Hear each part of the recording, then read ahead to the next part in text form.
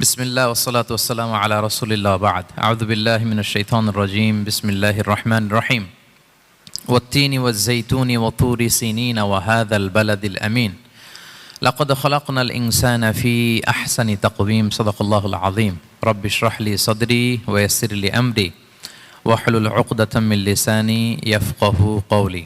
আমরা শুরুতে আল্লাহ রাব্বুল ইজ্জা ওয়াল জালালের দরবারে শুকরিয়া জ্ঞাপন করছি যে আল্লাহ তাআলা আমাদেরকে সাইয়্যিদুশ শুহুর 12 মাসের মধ্যে থেকে শ্রেষ্ঠতম মাস রমাদানুল মুবারাকে ইফতারির পূর্ব মুহূর্তে মহাবিশ্বের মহাবিশ্বয় মহাগ্রন্থ আল কোরআন আল কারিম থেকে সরাসরি কিছু কথা শুনবার জন্য একত্রিত হওয়ার সুযোগ করে দিয়েছেন। আমরা সবাই পড়ছি কালিমাতু শুকর আলহামদুলিল্লাহ।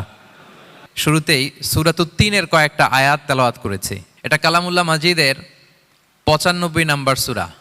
এই সূরাটা মাক্কাতুল মুকাররমাতে নাজিল হয়েছে। এই সূরার আয়াত সংখ্যা 8টা। এই সূরার শুরুতে আল্লাহ তাআলা 4টা কসম করেছেন, ওয়াত-তিনি ওয়াজ-যাইতুনি ওয়া তুরি সিনিনা ওয়া হাযাল বালাদিল আমিন। ওয়াত-তিন তিনের কসম, ওয়াজ-যাইতুন যাইতুনের কসম, ওয়া তুরি সিনিন সিনাই পর্বতের কসম, ওয়া হাযাল বালাদিল আমিন আর নিরাপদ শহরের কসম। তো 4টা শপথ করেছেন বা আল্লাহ তাআলা কসম করেছেন। কসম দিয়ে আল্লাহ তাআলা কোরআনের অনেক সূরা শুরু করেছেন। যেমন একটা সূরায় আল্লাহ ফজরের সময়ের কসম করেছেন, আল্লাহ বলেছেন ওয়াল ফাজর। আল্লাহ আকাশের কসম করেছেন ওয়াস-সামা ইযাতিল বুরুজ। আল্লাহ তাআলা সূর্যের কসম করেছেন ওয়াশ-শামসি ওয়া দুহাহা। এভাবে আল্লাহ তাআলা তার সৃষ্টির অনেক কিছুর কসম করে গুরুত্বপূর্ণ কোনো মেসেজ বা বার্তা আমাদের সামনে হাজির করেন। তো এই সূরাতে আল্লাহ তাআলা 4টা জিনিসের কসম করে একটা খুবই গুরুত্বপূর্ণ বার্তা মানব মণ্ডলীর জন্য এই সূরাতে তিনি হাজির করেছেন। এই সূরাটা আমাদের অনেকেরই মুখস্থ আলহামদুলিল্লাহ, এবং আল্লাহ রাসূল সাল্লাল্লাহু আলাইহি ওয়াসাল্লাম প্রায় বিভিন্ন নামাজে এই সূরাটা তেলাওয়াত করতেন। বারা ইবনে আযিব রাদিয়াল্লাহু তাআলা আনহু উনি বর্ণনা করেন যে আমি একবার এশার সালাতে আল্লাহ রাসূল সাল্লাল্লাহু আলাইহি ওয়াসাল্লামের কণ্ঠে নামাজে সূরা 3 তিনি তেলাওয়াত করেছেন, আমি নিজ কানে শুনেছি, এবং ওনার কণ্ঠ যে এত মধুর ছিল, আমার জীবনে এত সুমধুর কণ্ঠের তেলাওয়াত আমি শুনি নাই। আল্লাহর হাবিব সাল্লাল্লাহু আলাইহি ওয়াসাল্লামের কোরআন তেলাওয়াতের যে কণ্ঠ এত সুমিষ্ট ছিল, এত চমৎকার ছিল, শুধু তেলাওয়াত শুনেই অনেকে শাহাদা পড়ে মুসলমান হয়েছে। আবু জাহেল মক্কায় নিষেধ করতো যে কেউ যাবা না মুহাম্মদের কাছে, সে পাগল, সে গণক, সে মিথ্যাবাদী, সে জাদুকর, সে স্বামী স্ত্রীর মধ্যে বিচ্ছিন্নতা নিয়ে আসে, সে বাবা ছেলেকে আলাদা করে দেয়, তার কাছেই যাবা না। আর সে যা বলে শুনবাই না, কানে আঙ্গুল দিয়ে রাখবা। তো মানুষকে যেটা নিষেধ করা হয় বেশি, মানুষের ওইটার ব্যাপারে আগ্রহ থাকে বেশি। সে যত নিষেধ করতো মানুষ আরো বেশি বেশি যে শুনতো। মানুষকে সে কি বারণ করবে, সে দিনের বেলা নিষেধ করতো, রাতে যে লুকিয়ে লুকিয়ে নিজেই তেলাওয়াত শুনতো। তাহলে চিন্তা করেন যে আল্লাহর হাবিব সাল্লাল্লাহু আলাইহি ওয়াসাল্লামের কোরআনিক রেসিটেশন কত চমৎকার মেলোডিয়াস ভয়েস হলে স্বয়ং আবু জাহাল রাত্রিবেলা লুকিয়ে লুকিয়ে কোরআন তেলাওয়াত শুনতে যেত আল্লাহর হাবিব সাল্লাল্লাহু আলাইহি ওয়াসাল্লামের কণ্ঠে। তো রাসূল সাল্লাল্লাহু আলাইহি ওয়াসাল্লাম সূরাতুত 3টা এশার সালাতে তিনি তেলাওয়াত করেছেন, এই মর্মে হাদিসে পাওয়া যায়। এবং এই সূরাটা একটা ফলের নামে সূরা। 3 একটা ফল, আরব বিশ্বে খুব বেশি হয় 3 ফল। আমরা বাংলাদেশে ডুমুর বলি, ইংরেজিতে ফিগ বলে, ফিগ ট্রি। তো ফলের নামে বেসিক্যালি আল্লাহ তাআলা এই সূরাটাকে, এই চ্যাপ্টারটাকে ডেডিকেট করেছেন। আমরা সূরাকে ইংরেজিতে চ্যাপ্টার বলি। কোরআনে 114টা চ্যাপ্টার, এর মধ্যে এই সূরাটা হচ্ছে ফলের নামে ডেডিকেটেড। বিভিন্ন নামে খুব ইনক্লুসিভ ওয়েতে আল্লাহ তাআলা কোরআনে সূরাগুলো দিয়েছেন। কোরআনে আপনি প্রাণীর নামে সূরা পাবেন, প্রাণী। মানুষের নামে সূরা পাবেন। মানুষের মধ্যে 3 ভাগ, মুমিন, তারপর কাফির, এরপর মুনাফিক, প্রত্যেকের নামে সূরা। সূরাতুল মুমিনুন আছে, সূরাতুল কাফিরুন আছে, আবার সূরাতুল মুনাফিকুন আছে। আমাদের দৃশ্য জগতের সবচেয়ে বড় প্রাণীটা হচ্ছে হাতি, তাই না? এই হাতির নামে একটা সূরা আছে, বলেন তো এই সূরার নাম কি? সূরা ফিল। তারপর আমরা যে দেখি আমাদের দৃশ্য জগতের সবচেয়ে ছোট প্রাণী হচ্ছে পিঁপড়া, পিঁপড়ার নামে একটা সূরা আছে, সূরা আন-নামল। আন-নামল মানে পিঁপড়ার সূরা। মাকড়সার নামে সূরা আছে, সূরাতুল আনকাবুত। তারপর গোষ্ঠীর নামে সূরা আছে, সূরাতুল আলে ইমরান। বংশের নামে সূরা আছে, সূরাতুল কুরাইশ, কুরাইশ বংশের নামে সূরা। এইভাবে খুব ইনক্লুসিভ ওয়েতে, এমন কিছু নাই যে আল্লাহ তাআলা উল্লেখ করেন নাই। মা ফাররাতনা ফিল কিতাবি মিন শাই, উল্লেখ করে নাই কোরআনে এমন কিছু নাই, সব কিছু আল্লাহ তাআলা উল্লেখ করেছেন। তো এই সূরাটা হচ্ছে একটা ফলের নামে। ফলটার নাম হচ্ছে 3 ফল। আল্লাহ তাআলা বলছেন ওয়াত-তিন, তিনের শপথ। আমি একবার সরল বঙ্গানুবাদ করি, এরপর আমি তাফসিরে ঢুকি। 3-এর শপথ, ওয়াজ-যাইতুন, যাইতুনের শপথ, ওয়া তুরি সিনিন, সিনাই পর্বতের শপথ, ওয়া হাযাল বালাদিল আমিন, এই নিরাপদ শহরের শপথ, লাকাদ খালাকনাল ইনসানা ফি আহসানি তাকওয়িম, নিশ্চয় আমি মানুষকে খুব চমৎকার সুন্দর অবয়বে সৃষ্টি করেছি। সুম্মা রাদাদনাহু আসফালা সাফিলিন, এরপরে তাকে আবার নিচু থেকে নিচুর দিকে নামিয়ে দিয়েছি। ইল্লাল্লাযীনা আমানু ওয়া আমিলুস সলিহাত, তবে তারা ছাড়া যারা ঈমান এনেছে এবং সৎকর্ম করেছে, ফালাহুম আজরুন গায়রু মামনুন, তাদের জন্য আছে অফুরন্ত পুরস্কার। ফামা ইউকাযযিবুকা বা'দু বিদ্দিন, এগুলো জানার পরও কিসে তোমাকে দিন অস্বীকারের ব্যাপারে উদ্বুদ্ধ করলো? আলাইসাল্লাহু বিআহকামিল হাকিমিন, আল্লাহ তাআলা কি শ্রেষ্ঠ বিচারক নন? সাদাকাল্লাহুল আযীম। এই হচ্ছে এই সূরাটির সরল অনুবাদ। এবার আমরা তাফসিরে ঢুকি। প্রথমে আল্লাহ তাআলা বলেছেন ওয়াত্তিন, তিনের শপথ। তিন মানে তো আমরা জানলাম, তিন মানে ডুমুর। আল্লাহর হাবিব সাল্লাল্লাহু আলাইহি ওয়াসাল্লাম তিনি তিন ফল পছন্দ করতেন এবং এটা ডায়াবেটিক্সের জন্য ভালো, ডায়াবেটিক্স নিয়ন্ত্রণ করে। আমাদের বোনদের যাদের ইররেগুলার মেনস্ট্রুয়েশনাল পিরিয়ড হয়, এটার জন্য এটা খুব ভালো এবং খুব স্ট্রেংথ স্টেমিনা আনে শরীরে। এটা জান্নাতের একটা গাছ। আদম আলাইহিস সালাম এবং হাওয়া আলাইহিস সালামকে যখন আল্লাহ বলেছিল ওয়ালা তাকরাবা হাযিহি শাজারাতা ফাতাকুনা মিনাজ জালিমিন, হ্যাঁ আদম এবং হাওয়া জান্নাতের সব জায়গায় যেতে মন চায় যাও, যা খেতে মন চায় খাও, এই নিষিদ্ধ গাছের কাছে যেও না, তাহলে তোমরা জালিম হয়ে যাবে। শয়তান এসে উল্টা বুঝালো, সে বলল তোমাদের খেতে নিষেধ করছে কেন জানো? আল্লাহ চায় না যে তোমরা জান্নাতে থাকো, আল্লাহ চায় এখান থেকে তোমাদের বের করে দিবে, কিন্তু তোমরা যদি এই গাছের ফল খাও আল্লাহ আর বের করতে পারবে না। দেখছেন শয়তানের অবস্থা? শয়তান কিন্তু নেগেটিভিটি নিয়ে সামনে আসে না, আসে খুব আপনার ওয়েল উইশার হিসেবে, উপদেশ নিয়ে খুব ভালো একটা পজিটিভ ওয়েতে আসে। তো ওনারা খেয়ে ফেললেন এই নিষিদ্ধ গাছের ফল। খাওয়ার ফলে আদম আলাইহিস সালাম, হাওয়া আলাইহিস সালাম, ওনাদের গা থেকে জান্নাতের পোশাকগুলো ঝরে পড়ে গেল। এখন কি দিয়ে ওনারা ওনাদের প্রাইভেটকে ঢাকবেন? তখন ওনারা তাফসির ফি জিলালিল কোরআনে এসেছে যে ওনারা এই তিন গাছের পাতা নিয়ে নিজেদের প্রাইভেট ঢেকেছিলেন। সুবহানাল্লাহ। সেই তিন ফলের কসম আল্লাহ করলেন, ওয়াত্তিন, তিনের শপথ। এরপর আল্লাহ তাআলা বললেন ওয়া জাইতুন, জাইতুনের শপথ। জাইতুন মানে হচ্ছে জলপাই। তো আল্লাহ তাআলা বললেন ওয়া জাইতুন, জাইতুনের শপথ। জাইতুন মানে হচ্ছে জলপাই, ইংরেজিতে আমরা যেটাকে অলিভস বলি। তো আল্লাহ তিনের কসম করলেন এবং অলিভের কসম করলেন। দুইটাই খুব উপকারী ফল এবং আল্লাহর হাবিব সাল্লাল্লাহু আলাইহি ওয়াসাল্লাম তিনি জলপাইও খুব পছন্দ করতেন। ওনার রেগুলার ফুড আইটেমের মধ্যে জলপাই ছিল, অলিভস ছিল। এটা পাহাড়ি এরিয়া, মরুভূমিতে হয় এবং রাসূল সাল্লাল্লাহু আলাইহি ওয়াসাল্লাম বলেছেন কুলু যাইত ওয়াদ্দাহিনু ফাইন্নাহু মিন শাজারাতিন মুবারাকা, তোমরা অলিভ অয়েল এটা খেও এবং এটা গায়ে মালিশ করো, কেননা এটা বরকতময় একটা গাছের ফল, শাজারা মুবারাকা। এটা শরীরের ব্যাড কোলেস্টেরলকে কমিয়ে দেয়, দাড়িতে অ্যাপ্লাই করলে, চুলে অ্যাপ্লাই করলে সহজে পাকে না দাড়ি চুল, এবং স্কিনে অ্যাপ্লাই করলেও স্কিনের জন্য ভালো, স্কিনের জন্য বেশ ভালো। এটা যাদের সুযোগ হয় আপনারা দাড়িতে চুলে অ্যাপ্লাই করবেন, খাবেন, এটা খাওয়াও যায়। তাম্বুতু বিদ্দুহনি ওয়াসিবগিল লিল আখিলিন, কোরআনে এসেছে। এটা অয়েল হিসেবে ইউজ করে, আবার খাবার হিসেবেও ইউজ করা যায়। সালাদ ড্রেসিংয়ের ক্ষেত্রে কিন্তু অলিভ অয়েল আমরা ইউজ করি, ইদানিং পিজাতে খুব ইউজ করা হয় অলিভ, জলপাইটা। তো এটা আপনারা খেতে পারেন, এটা খুবই সুস্বাদু। এবং জলপাই গাছের মানে জাইতুন গাছের ডালের মেসোয়াক খুব ভালো হয়। আল্লাহর হাবিব সাল্লাল্লাহু আলাইহি ওয়াসাল্লাম জাইতুনের ডাল দিয়ে মেসোয়াক করতেন। তিনি বলতেন নি'মাস সিওয়াকিয়া জাইতুন, সবচেয়ে শ্রেষ্ঠ মেসোয়াক হচ্ছে জাইতুনের, মিনাশ শাজারাতিল মুবারাকা, কারণ এটা বরকতময় গাছের ডালা। এবং ফাইন্নাহু সিওয়াকি ওয়া সিওয়াকুল আম্বিয়া মিন ক্বাবলি, এই জাইতুনের ডাল দিয়ে আমিও যেমনি মেসোয়াক করি, আমার আগে যত নবী পৃথিবীতে এসেছে সবাই জাইতুনের ডাল দিয়ে মেসোয়াক করতো। আল্লাহ বলেন ওয়াত্তিনি ওয়াজ জাইতুন, তিনের শপথ আর জাইতুনের শপথ। এরপর আল্লাহ তাআলা বললেন ওয়াতুরি সিনিন, সিনাই পর্বতের শপথ। প্রথমে দুইটা ফলের শপথ করলেন, এবার একটা পাহাড়ের শপথ করতেছেন। আপনারা কি তুর পাহাড়ের নাম শুনেছেন? হ্যাঁ শুনেছেন। এই সিনাই পর্বত দ্বারা তুর পাহাড় উদ্দেশ্য। এটা মিশরের একটা পাহাড়, অনেক উঁচু, 2285 মিটার উঁচু। ওইটার নিচে আছে মুকাদ্দাসে তুয়া, যেখানে মুসা আলাইহিস সালামকে আল্লাহ তাআলা জুতা খুলতে বলেছিলেন, ফাখলা না আলাইকা ইন্নাকা বিল ওয়াদিল মুকাদ্দাসে তুয়া, হে মুসা তুমি পবিত্র উপত্যকায় এসেছো, জুতা খুলো। তো ওখানে সব ধর্মের লোকেরা যায়, সব ধর্মের লোকদের জন্য তীর্থস্থান, মুসলিম, জুইশ, খ্রিস্টিয়ান সবাই যায়। এটা সিনাই একটা এলাকা আছে মিশরের, north south Sinai, north Sinai, এটা সাউথ সিনাইতে অবস্থিত। তো নিচে একটা খ্রিস্টানদের প্রাচীন গির্জা আছে, সেন্ট ক্যাথেরিনা গির্জা। সেখান থেকে চলতে চলতে আপনাকে উপরে যেতে হবে, ফজরের পরে আবার চলে আসতে হবে, তা না হলে দুপুরবেলায় 10টা-11টার দিকে এমন সূর্যের প্রখর তাপ ওই পাথরের মধ্যে লাগে, ওখানে আর থাকা যায় না। একেবারে তুর পাহাড়ের উপরে সেখানে খ্রিস্টানদের জন্য ছোট্ট একটা সেনাগোগ আছে, তারা প্রার্থনা করে। খ্রিস্টানদের একটা চার্চ আছে, মুসলিমদের জন্য ছোট্ট একটা মুসল্লা আছে সুরাওয়ের মতো। আল্লাহ ওই সিনাই উপত্যকার কসম করেছেন, ওয়াতুরি সিনিন, সিনাই উপত্যকার কসম। এখানেই আল্লাহ তাআলা মুসা আলাইহিস সালামকে তাওরাত দিয়েছিলেন, মেজর একটা আসমানি কিতাব দিয়েছিলেন, এবং সরাসরি মুসা আলাইহিস সালাম এই পাহাড়ের চূড়ায় বসে আল্লাহ তাআলার সাথে কথা বলতেন। ওয়াকাল্লামাল্লাহু মুসা তাকলিমা, উনি সরাসরি কথা বলতেন, এটা ওনার একটা স্পেশাল বৈশিষ্ট্য ছিল, ক্যারেক্টারিস্টিক্স। এবং আল্লাহ তাআলা নূরের তাজাল্লি দিয়ে এই পাহাড়কে একবার জ্বালিয়ে দিয়েছিলেন। আজও এই পাহাড়ের রংটা অনেকটা একটু লালচে, একটু কালোচে, একটু রেডিশ কালারের।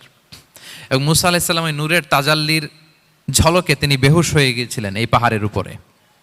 ইয়াজুজ মাহুজ যখন কিয়ামতের আগে আগমন করবে, তখন মুসলমানদের সেন্টার হবে। ঈসা আলাইহিস সালাম মুসলমানদেরকে নিয়ে ওইখানে অবস্থান করবেন, এই তুর পাহাড়ের ওখানে। এবং আল্লাহর হাবিব সাল্লাল্লাহু আলাইহি ওয়াসাল্লামের মেরাজের রাতে ইসরার সময় একটা স্টেশন ছিল এই তুর পাহাড়। জিবরাইল আলাইহিস সালাম এই তুর পাহাড়ে আল্লাহর হাবিব সাল্লাল্লাহু আলাইহি ওয়াসাল্লামকে নামিয়ে বলেছিলেন যে এটা জাবাল মুসা, আপনার ভাই মুসার পাহাড়, আপনি এখানে 2 রাকাত নামাজ পড়েন, দোয়া করেন। আল্লাহর হাবিব সাল্লাল্লাহু আলাইহি ওয়াসাল্লাম এই তুর পাহাড়ে 2 রাকাত সালাত আদায় করেছিলেন এবং দোয়া করেছিলেন। আল্লাহ এই তুর পাহাড়ের কসম কাটলেন, ওয়াতুরি সিনিন, সিনাই পর্বতের কসম, যেখানে তাওরাত কিতাব নাজিল হয়েছিল। এরপর আল্লাহ তাআলা বললেন ওয়াহাদাল বালাদিল আমিন, আর এই নিরাপদ শহরের শপথ। এই শহর দ্বারা মক্কা শহর উদ্দেশ্য, কারণ রাসূল সাল্লাল্লাহু আলাইহি ওয়াসাল্লাম তখন মক্কায় ছিলেন, মক্কা নগরী। এই শহরের পূর্ব নাম ছিল বাক্কা। মক্কা নগরীকে বলা হয় উম্মুল কুরা, সব শহরের মা, সব শহরের সেন্টার, পৃথিবীর নাভিস্থল। এবং আল্লাহ তাআলা বলেছেন মান দাখালাহু কানা আমিনা, এখানে যে প্রবেশ করবে সে নিরাপদ। হেরেমের মধ্যে কিন্তু কাউকে আক্রমণ করা যায় না, কোনো খুনিও যদি ঢুকে যায় অ্যাটাক করা যাবে না। তো জাহেলি যুগে এমনটা ঘটতো, কারোর সাথে কারো শত্রুতা হলে, ধরেন যে একজন তার বাবাকে হত্যা করেছে, তো সে তাকে পেয়েছে, ওই লোক বাঁচার জন্য দৌড়াতে দৌড়াতে হেরেমের ভিতরে ঢুকে যেত, কারণ সে জানে যে হেরেমে ঢুকলে সে আমাকে মারবে না। তো পরে সে যখন হেরেম থেকে বেরোতো, আবার তার সাথে যুদ্ধ শুরু হতো। এবং এই শহরের এত মর্যাদার কারণ হচ্ছে সাইয়েদনা ইব্রাহিম আলাইহিস সালাম তিনি আল্লাহর কাছে দোয়া করেছিলেন যে রব্বি জাআল হাযা বালাদান আমিনা, হে আল্লাহ আপনি এই শহরকে নিরাপদ করেন, ওয়ারযুক আহলাহু মিনাস সামারাত, আর এই শহরের অধিবাসীদেরকে আপনি ফলমূল দিয়ে রিজিকের ব্যবস্থা করেন। এখনো দেখবেন যে সারা পৃথিবীতে যেই ফল নাই, মক্কাতে ওই ফল আছে। সারা পৃথিবী থেকে ফল ওখানে যায়, এবং মক্কার নেইবরিং সিটি তায়েফ, সেখানে অনেক ফল উৎপাদিত হয়, এখানে আসে। নিরাপদ শহর বালাদান আমিনা। এবং আল্লাহর হাবিব সাল্লাল্লাহু আলাইহি ওয়াসাল্লাম বলেছেন যে এই মক্কা শহর আমার সবচাইতে প্রিয় শহর। বাধ্য হয়ে তিনি যখন হিজরত করলেন মদিনায়, সেদিন বারবার তিনি মক্কার দিকে পেছনে ফিরে ফিরে তাকান, আর কেঁদে কেঁদে তিনি বলতেছিলেন যে মাক্কাতু আহাব্বুল বিলাদ ইলাইয়া, মক্কা আমার কাছে সবচেয়ে প্রিয় নগরী। লাউলা উখরিজতু লামা খারাজতু, আমাকে যদি জোর করে বের করে দেয়া না হতো, আমি কোনোদিন মক্কা ছেড়ে অন্য কোথাও যেতাম না। আল্লাহর হাবিব সাল্লাল্লাহু আলাইহি ওয়াসাল্লামের সবচেয়ে প্রিয় শহর ছিল মক্কা, এবং এটা আল্লাহর হাবিব সাল্লাল্লাহু আলাইহি ওয়াসাল্লামের জন্মস্থান, মাকান মাউলিদির রাসূল, রাসূল সাল্লাল্লাহু আলাইহি ওয়াসাল্লামের বিলাদাত হয়েছে এই শহরে। এবং এই শহরকে আল্লাহ বলেছেন মাসাবাতান লিন্নাসি ওয়া আমনা, মানুষের মিলনস্থল, কেন্দ্রস্থল, সারা পৃথিবী থেকে মানুষ ওখানে যায়। আপনি যে রমাদানে যদি মক্কায় যান, আল্লাহু আকবার, লক্ষ লক্ষ উমরা পালনকারী সেখানে, ইউরোপ থেকে, আফ্রিকা থেকে, অস্ট্রেলিয়া থেকে, এশিয়া থেকে, সারা পৃথিবীর মানুষের মিলনস্থল। ওখানে গেলে আপনি দেখবেন মাসাবাতান লিন্নাসি ওয়া আমনা, নিরাপদ জায়গা এবং মানুষের মিলনস্থল। এটা এখানে এমন মসজিদ আল্লাহ রেখেছেন কাবা ঘরের চারদিকে, এটাকে বলা হয় মসজিদুল হারাম, যে মসজিদে 1 রাকাত সালাত পড়লে 1 লক্ষ রাকাতের সওয়াব হয়। আল্লাহর ঘরকে কেন্দ্র করে তাওয়াফের নির্দেশ দেওয়া হয়েছে, ওয়ালিয়াত তাওয়াফু বিল বাইতিল আতিক, পৃথিবীর কোনো ঘরকে তাওয়াফ করা যায় না, কোনো ঘরকে, এই একটা মাত্র ঘর যেটাকে এর চারদিকে এরকম তাওয়াফ করা যায়। তাহলে এই পবিত্র ঘর, পবিত্র মসজিদ যেই শহরে অবস্থিত, সেই শহরের কসম আল্লাহ করেছেন। আল্লাহ বললেন ওয়াহাদাল বালাদিল আমিন, এই নিরাপদ শহরের কসম, মানে মক্কা শহরের কসম। আমরা আপাত দৃষ্টিতে আমাদের কাছে মনে হচ্ছে 2টা ফলের কসম, একটা পাহাড়ের কসম, একটা নগরীর কসম। আসলে বেসিকলি আল্লাহ তাআলা এই 4টা শপথ দিয়ে 3 নবীর জন্মস্থান, 3 নবীর নবুয়তের কসম করেছেন। কিভাবে সেটা আমি মিলিয়ে দেই। এই যে প্রথমে যে আল্লাহ বলেছেন ওয়াত্তিনি ওয়া জাইতুন, 3 এবং জাইতুনের কসম। পৃথিবীতে সবচেয়ে বেশি 3 এবং জাইতুন কোথায় উৎপন্ন হয় জানেন? ফিলিস্তিনে। কোথায়? শাম দেশে, যেটা হাদিসের পরিভাষায় বলা হয় শাম, বর্তমান ফিলিস্তিন এবং সিরিয়া মিলে। 3 জাইতুন দিয়ে বেসিকলি আল্লাহ তাআলা ফিলিস্তিনের শপথ করেছেন, শাম দেশের শপথ, যেখানকার বেথলহামে ঈসা আলাইহিস সালাম, জেসাস ক্রাইস্ট, তিনি জন্মগ্রহণ করেছেন, ঈসা আলাইহিস সালামের জন্মস্থান। তাহলে 3 জাইতুনের শপথের মাধ্যমে মূলত আল্লাহ তাআলা ঈসা আলাইহিস সালামের জন্মস্থানের শপথ করেছেন। কারণ সেখান থেকে ওহী বিচ্ছুরিত হয়েছে, ওনার কাছে ইনজিল নাজিল হয়েছিল। এবং এই শামের মর্যাদার ব্যাপারে অনেক কথা আল্লাহর হাবিব সাল্লাল্লাহু আলাইহি ওয়াসাল্লাম তিনি বলেছেন। আল্লাহ রাসূল সাল্লাল্লাহু আলাইহি ওয়াসাল্লাম যখন মেরাজে যান, তখন মক্কা থেকে এই শাম দেশে ফিলিস্তিনের বাইতুল মাকদাসে রাসূল সাল্লাল্লাহু আলাইহি ওয়াসাল্লামকে নিয়ে যাওয়া হয়েছিল। এবং রাসূল সাল্লাল্লাহু আলাইহি ওয়াসাল্লাম প্রায় বলতেন, তুবা আলি শাম, শামের জন্য বরকত, কেননা ফেরেশতারা তাদের রহমতের পাখা শাম দেশের উপর বিছিয়ে রেখেছে। এবং তিনি বলতেন, ফিতনার সময় আলাইকুম বিশাম, তোমরা শামে যেও, শামে থেকো। এবং তিনি দোয়া করেছেন, আল্লাহুম্মা বারিক লানা ফি শামিনা, আল্লাহ তুমি আমার শাম অঞ্চলে আল্লাহ তুমি বরকত দিও। এবং হাদিসে এসেছে এই শামই হচ্ছে আরদুল মাহশার, এখানেই হাসর হবে। শাম অঞ্চলকে বিস্তীর্ণ করে এখানেই ময়দানুল মাহশার আল্লাহ তাআলা কায়েম করবেন, হাসরের ময়দান এখানেই হবে।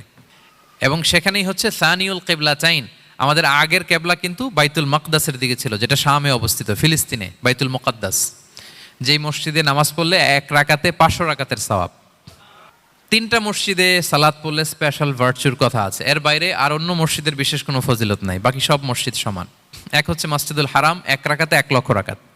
2 নম্বর মসজিদে নববী, 1 রাকাতে 1000 রাকাতের সওয়াব, আর একটা দুর্বল বর্ণনায় 50,000 রাকাতের সওয়াব। 3 নম্বরে এই মসজিদুল আকসা, 1 রাকাতে 500 রাকাতের সওয়াব। এই 3 মসজিদে যেন আমরা যে সালাত আদায় করতে পারি, আল্লাহ তুমি তৌফিক দান করো। 2 মসজিদে তো একেবারেই সহজ যাওয়া, মক্কা মদিনাতে। বাইতুল মাকদাসেও যেন আমরা যেতে পারি, আল্লাহ তুমি সেই পরিস্থিতি আমাদের জন্য তৈরি করে দাও। তো এই বাইতুল মাকদাসের দিকে রাসূল সাল্লাল্লাহু আলাইহি ওয়াসাল্লাম টানা 14 বছর নামাজ পড়েছেন।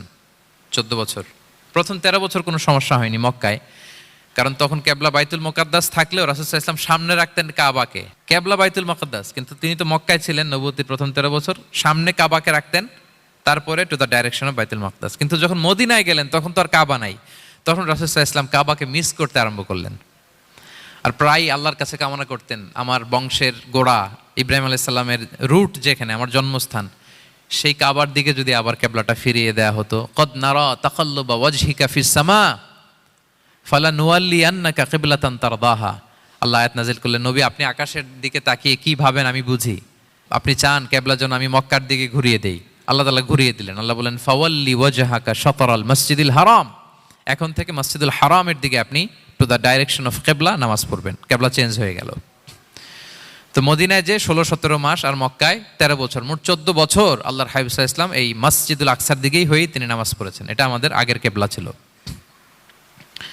এবং শেষে কিয়ামতের আগে যে মালহামার যুদ্ধ হবে, তখন রাসূল সাল্লাল্লাহু আলাইহি ওয়াসাল্লাম বলেছেন, মালহামার যুদ্ধের সময় মুসলমানদের ফুস্তাদ বা তাবু হবে, শিবির হবে এই ফিলিস্তিনের দামেস্কের পাশে আল গৌতা নামে এক জায়গা আছে, ওই গৌতাতে।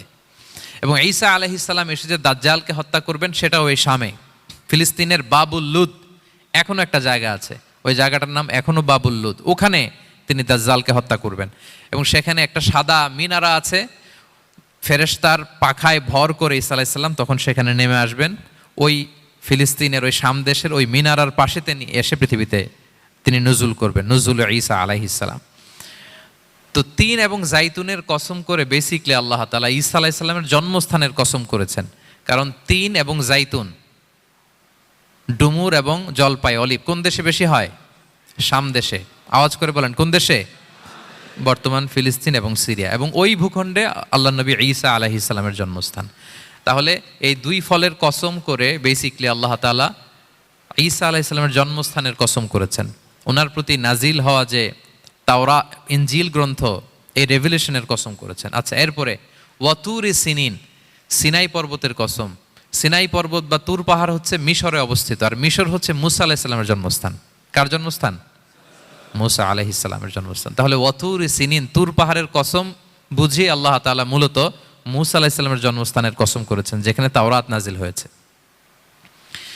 এরপরে ওয়াহাদাল বালাদিল আমিন, এ নিরাপদ শহর বলে আল্লাহ তাআলা মক্কা শহরকে বুঝিয়েছেন। আর মক্কা কার জন্মস্থান বলেন তো? মুহাম্মদুর রাসূলুল্লাহ সাল্লাল্লাহু আলাইহি ওয়াসাল্লাম, সাইয়্যিদুল মুরসালিন, খাতামুন নবিয়্যিন, রাহমাতাল লিল আলামিন, হাবিবুল্লাহ মুহাম্মদুর রাসূলুল্লাহ সাল্লাল্লাহু আলাইহি ওয়াসাল্লামের জন্মস্থান। তাহলে এই 4টা আয়াতে 4টা শপথের মধ্য দিয়ে মূলত আল্লাহ তাআলা ঈসা আলাইহিস সালামের জন্মস্থান, মুসা আলাইহিস সালামের জন্মস্থান এবং মুহাম্মদ সাল্লাল্লাহু আলাইহি ওয়াসাল্লামের জন্মস্থান, যেই 3টা এলাকায়, ভূখণ্ডে 3টা মেজর ওহী নাজিল হয়েছে। এক তো ঈসা আলাইহিস সালামের কাছে নাজিল হয়েছে ইনজিল কিতাব, আর একটা হচ্ছে তাওরাত তাওরাত এমন কিতাব যে কিতাব দিয়ে হাজার হাজার নবীরা ফয়সালা করেছেন। বনি ইসরায়েলের অনেক নবীর উপর কোনো কিতাব নাজিল হয়নি, তার মানে তারা রসুল ছিলেন না, তারা নবী। তারা সবকিছু তাওরাত দিয়েই ফয়সালা করতেন। আর রাসূল সাল্লাল্লাহু আলাইহি ওয়াসাল্লামের উপর কোরআন নাজিল হয়েছে। তার মানে প্রথম 4টি শপথ দিয়ে বেসিকলি ইনজিলের শপথ, তাওরাতের শপথ এবং কোরআনের শপথ। বুঝতে পেরেছেন সবাই? আল্লাহ ওহির শপথ করেছেন। দেখেন, ফল, পাহাড়, নগরী মাড়িয়ে সারা পৃথিবী ঘুরিয়ে আপনাদেরকে শেষ পর্যন্ত ইনজিল, তাওরাত এবং কোরআনে নিয়ে আসছেন আমার সাথে আসছেন।